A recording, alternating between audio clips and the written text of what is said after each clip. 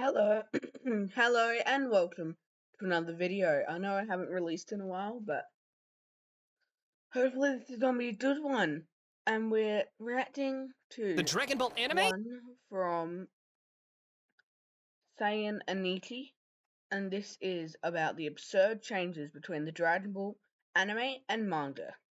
Was different than the manga. Like, did you know that the iconic over 9,000 moment was different in the manga? It's over 9,000!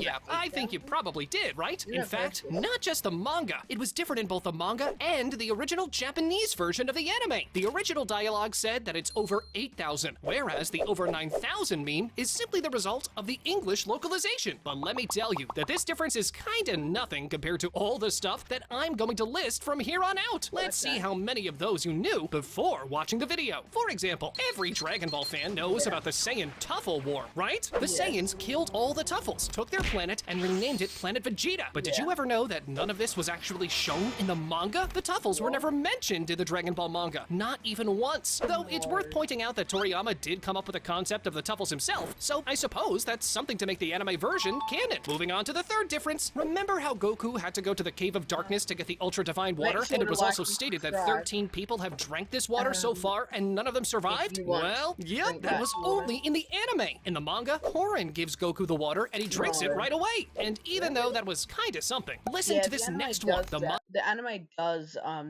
drag out the episode's a lot longer than the manga never shows Goku as an infant until Dragon Ball Super, which is a bit weird considering how many times we've seen baby Goku in flashbacks across the anime. Like time after time after time. And yet, baby Goku never actually appeared in the manga until Dragon Ball Super. If you never heard about those changes, how about the one when Goku goes to King Kai's planet to train? He has to catch Bubbles and hit Gregory with a hammer before he can spar with King Kai, right? Well, in the manga, Gregory doesn't even exist. No. All Goku has to That's not true. do is catch Bubbles, and then he gets to spar with King Kai. But hear this next. At Namek, we know that Ginyu also temporarily switched bodies with Bulma, right? This has to be part of the manga, right? Nope, that only happens in the anime. In the manga, he continues as a frog, at least until Frieza returns in Dragon Ball Super, as far as we know. But since we started with the Namek saga, hear this one I found next. Goku's Super Saiyan transformation in the manga is more abrupt and less climactic than it is in the anime. Heck, there's a major difference between how the manga depicted the fight and how the anime did it. In the anime, Frieza is still able to somehow keep up with the Super Saiyan, but in the manga, he is always on the receiving end. And of course, the fight is also a lot quicker. To put things into perspective, Goku transforms in chapter... It's quicker, it's just, they just wanted it over, I feel like in the manga they just get it over and done with, instead of in the anime they just need to have it like an hour-long episode. Chapter 317. The 5-minute clock starts in Chapter 320. Frieza powers up to 100% in Chapter 321, but by Chapter 327, he's already been defeated. It's going to sound weird, but in the manga, the battle actually ends within 5 minutes. Next, how about the Super Saiyan Trunks versus Frieza and King Cold fight? Once again, this fight is a lot quicker in the manga. In the anime, Trunks allows Frieza to attack before slicing Frieza in half, and King Cold also gets the time to beg for his life. But in the manga, both of them are killed swiftly. But generally speaking, Super Saiyan as a whole transformation is way stronger in the manga. If we fast forward to the Android saga, everyone remembers that Goku was having trouble against Android 19, but it wasn't like that in the manga. He completely owned Android 19, at least until the virus made him collapse. Next, check this. In the anime, we also see the crazy sequence of Vegeta training to become a Super Saiyan in space. I wanna be a Super Saiyan!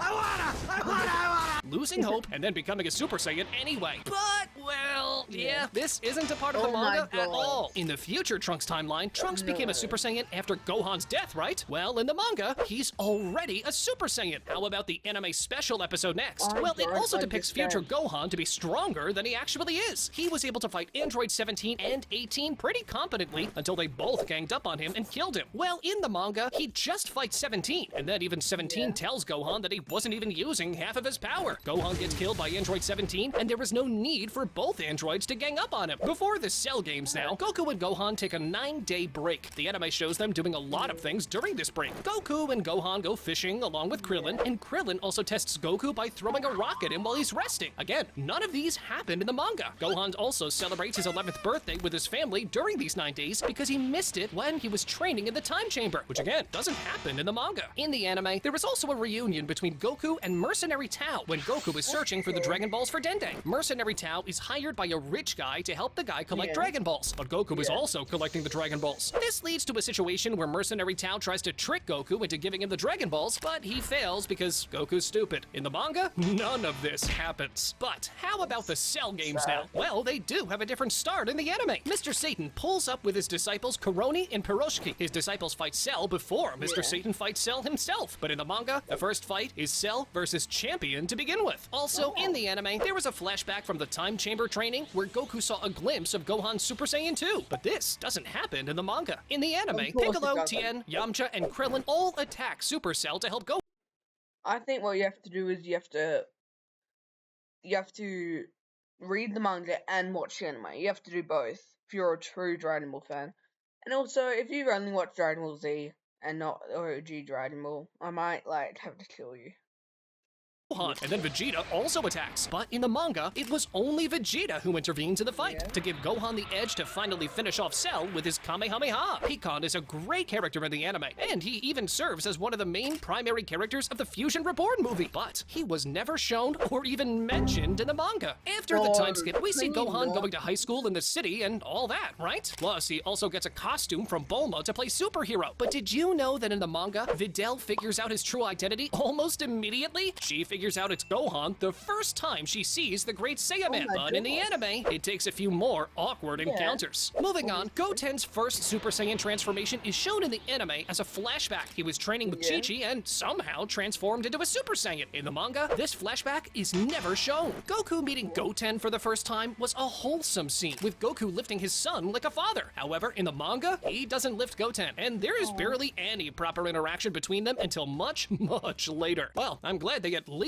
made that change. The anime also has a scene where people of the Dragon Ball world see an animated, goofy representation of what happened during the Cell games. It shows the Z-Fighters using special effects and costumes against Cell, but ultimately, Mr. Satan enters the battle and destroys Cell. This is an anime-exclusive scene, and also not even canon. Now, we all remember the horrible Videl versus Spopovich fight, where Videl is brutally beaten half to death, right? Well, in the manga, Goku uses instant transmission, grabs the sensu beans, and returns. But in the anime, he ends up having a meal at Koren's place before realizing that he should be heading back with the sensu beans. So yeah, I think the manga did it better here. Now, even though the previous change was not the best, the iconic battle between Goku and Vegeta has a lot of additional, much appreciated stuff, this time in the anime. Vegeta using energy rings and the two of them fighting in a cave, or even the scene with Vegeta using Final Flash to push Goku into the water. None of these were in the manga. Next. That's kind of lame.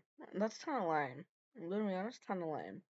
Check this. After Buu absorbs Gotenks in the manga, he becomes so strong that Gohan is unable to land a single hit, right? But in the anime, Gohan is able to keep up with Buu-tanks and only loses after he begins to run out of stamina. Vegito versus Super Buu is a bit different as well. In the anime, we see Vegito fight Super Buu in his base form before ultimately transforming into Super Vegito. But in the manga, Vegito transforms into a Super Saiyan right away. How about some production decisions next? God of Destruction Beerus arc and Golden Frieza arc started off as movies before they became a part of Dragon Ball Super. The Dragon Ball Super manga only spends 4 chapters to briefly go over the God of Destruction Beerus arc. The Golden Frieza arc is only briefly mentioned, and then the Universe 6 arc starts from chapter 5 onwards. A quick one next. When Goku and Vegeta train in the time chamber, they use Super Saiyan Blue in the manga, but in the anime, they just train in their base. The manga version of the Universe 6 arc includes the friends and families of the fighters in the audience. The Pilaf gang also goes, though not in the anime. A more interesting difference is how Frost is How are the Pilaf gang still around? That's just crazy.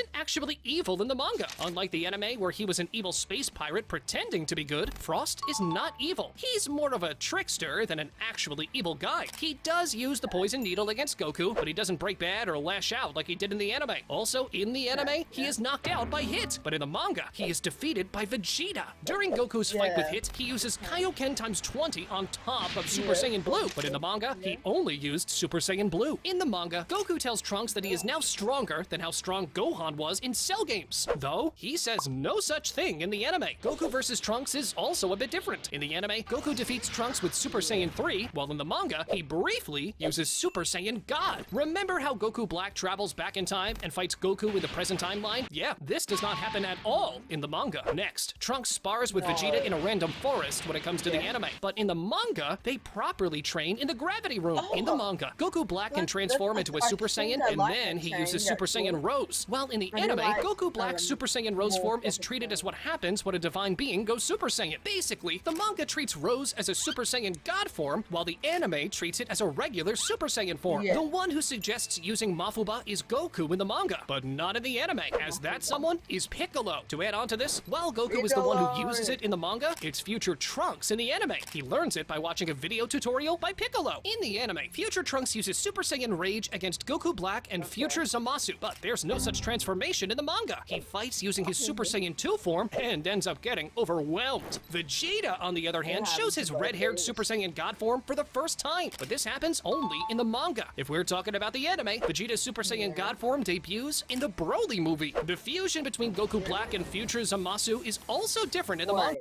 In the Broly movie, Vegeta is so far behind Goku. That's crazy.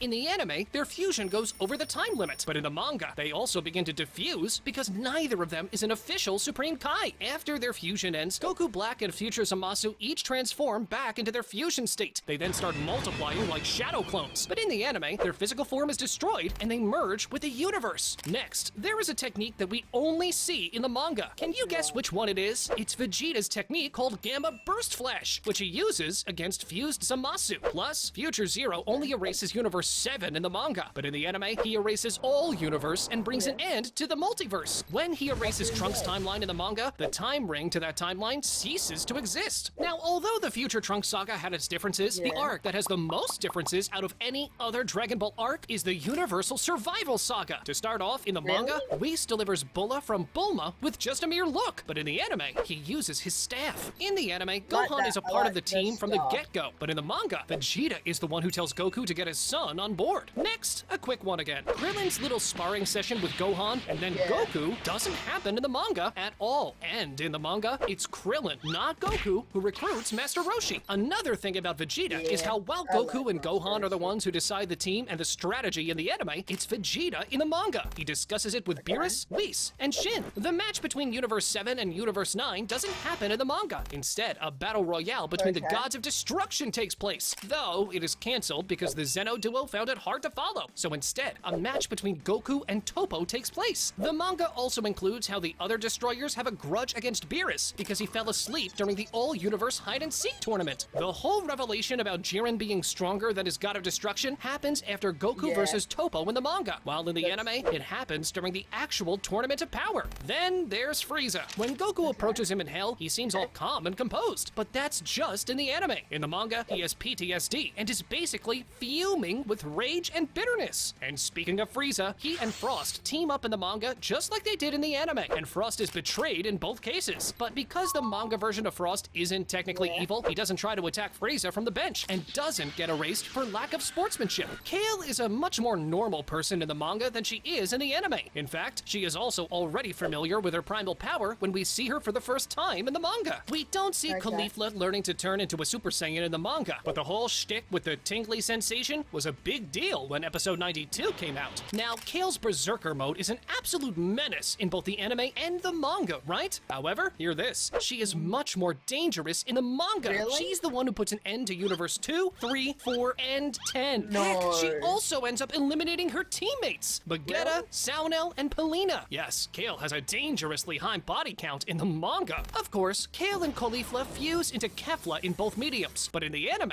it is Ultra Instinct Goku who defeats Kefla, while in the manga, Kefla fights Gohan, and the battle ends at a stalemate where both of them simultaneously eliminate each other. By the way, in the manga, Kefla tries to challenge both Jiren and Goku, but Gohan enters the chat and stops her from flying too close to the sun. In the anime, we see Master Roshi fights multiple participants from other universes and then ultimately gets eliminated while trying to save Vegeta from Frost's Mafuba reflection. But in the manga, his role was helping Goku awaken the Ultra Instinct. You see, Master Master Roshi faces Jiren himself. He dodges a punch from Jiren to give Goku some inspiration before getting eliminated. And thanks to him, Goku realizes what it means to move purely based on your instincts. This is relevant to how Goku awakens Ultra Instinct thanks to Master Roshi in the manga. But in the anime, it happens after he takes on the full brunt of Universe 7 Spirit Bomb. Yeah, I love the Master Roshi teaching him. Just feels very historic. You know what I mean? Like, it just feels classic. Though I'm sure everyone would agree that the anime handled this better. Episode 110 literally broke the internet. Android 17's self-destruction in the manga was to take out Jiren, but in the anime, he self-destructs to save Goku and Vegeta from getting eliminated. 18 has two different reactions to 17's self-destruction. In the anime, she is visibly upset, while in the manga, she simply braces herself to also raise 17's children. Now, we all know that Gohan and Kefla eliminate each other in the manga, but in the anime, Gohan holds Dispo in a chokehold and asks Frieza to eliminate them both. To add on to this, in the manga, both Dispo and Toppo are eliminated by Frieza when he destroys a part of the arena. This is also different from the anime, because in the anime, it's Vegeta who defeats Toppo. Speaking of Vegeta, he's already eliminated by the time Goku uses the proper Ultra Instinct state, but in the manga, he sticks around and helps in the fight against Jiren. The manga also shows us Goku and Vegeta fighting together in perfect sync against Jiren, while in the anime, they had no sense of teamwork at all. Jiren's wish is something that is never revealed in the anime, though in the manga, we learn that he wants to bring his master back to life. In the manga, Goku does not experience the backlash from using Ultra Instinct. Instead, he slowly loses it as his stamina decreases. But of course, in the anime, Ultra Instinct suddenly stops, and he is hit by sudden, intense pain and shock all over his body. The final battle with Jiren involves Goku, Frieza, and Android 17 in the anime. But in the manga, it's just Goku and Frieza against Jiren. And after they eliminate each other together, 17 is hailed as the winner. The manga also reveals that he knew he'll survive the self-destruction. It was all according to plan. Of course, 17 is the winner in both the anime and the manga, and his wish to bring back all the universes is also the same in both cases. Though there is one difference. In the anime, he wishes to bring back the other universes because of his newfound appreciation for humanity. But in the manga, he does it because he didn't want the Omni Kings to have their way. This is also why the manga never mentions anything about how all universes would have been erased if the winner used the wish for something other than bringing the other universes back. Yeah, that part was anime only. By the way, 17 was originally planning on wishing for a cruise ship, so in the manga, Vegeta tells him that he can have one of Bulma's ships, while in the anime, Bulma gives 17 a ship herself. The manga also adds another detail. The Grand Priest tells the Supreme Kai that Universe 7 has moved up in their mortal level thanks to their victory. This is not in the anime. Now, in the anime, Frieza thinks that he'll be sent back to Hell now that the tournament is over. But in the manga, he just politely asks Goku to hurry up and use the Dragon Balls to wish him back to life. In both cases, Whis immediately returns him back to life. Click on this video next, where we That was an amazing video by Saiyan Aniti. Go subscribe to him. And while you're doing that, subscribe to me. And I'll see you in the next one. Bye.